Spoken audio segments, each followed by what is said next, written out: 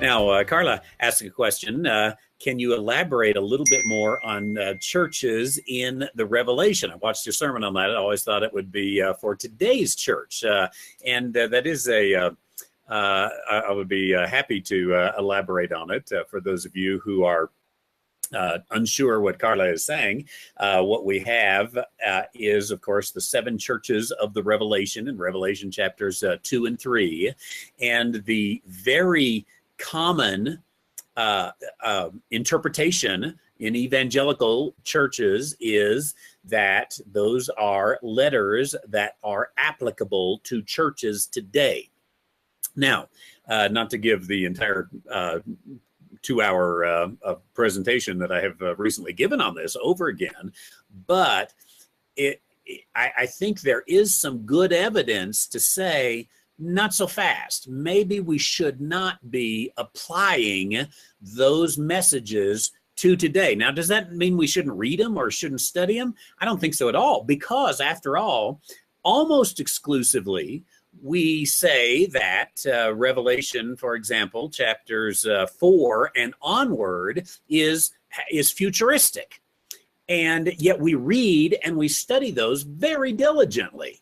And what we don't do is try to apply all of that to today, because we say this is something that has not yet occurred. Now, I think when you read the books of chapters 2 and 3 of the book of Revelation, you can see some sign that it probably there's good indication that what you have there is speaking to people who are living within the tribulation.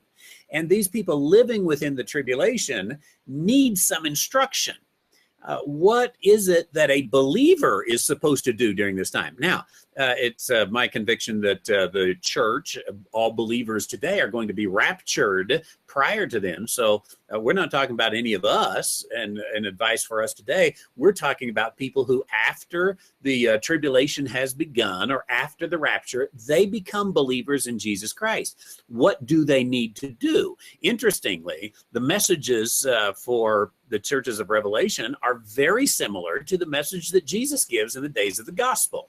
And it is the message of perseverance. It's the message of overcoming. It's a message of enduring unto the end. And those are some phrases you just see over and over and over in the letters to the church at churches of the Revelation. Now, I think then this interpretation just shocks some people all the way to the point of offense.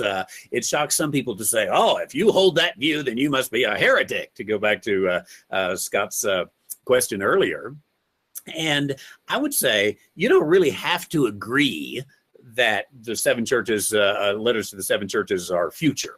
You can apply it some today if you want. I just think you're going to have a problem doing it consistently, verse by verse, line by line, taking those and applying them to my church in Taos, where I sit today, or your church in Kalamazoo, wherever you are, and your Christian life. I think we run into some problems. And when we consistently are tripping over a scripture and saying, well, what it really means is this, and we have to do some hula hoops around this, I think we've got an assumption problem.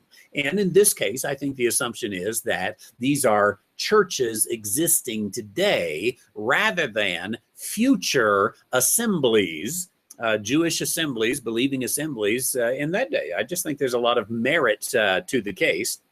And again, it's not going to be a life or death matter in terms of, if I would not leave a church because a pastor preached that those churches were for today, had a historical application or a dynamic application as it's given. I wouldn't leave that church. I wouldn't call it heresy. If he had a futuristic interpretation, I would just look at that and say, I want to look at it for myself. I want to question the assumptions. I want to take it line by line. So, Carla, what I would encourage you to do is go through those and try to apply every one of those words literally and see what you come up with. And I think that it does indeed become a little bit of problematic over this.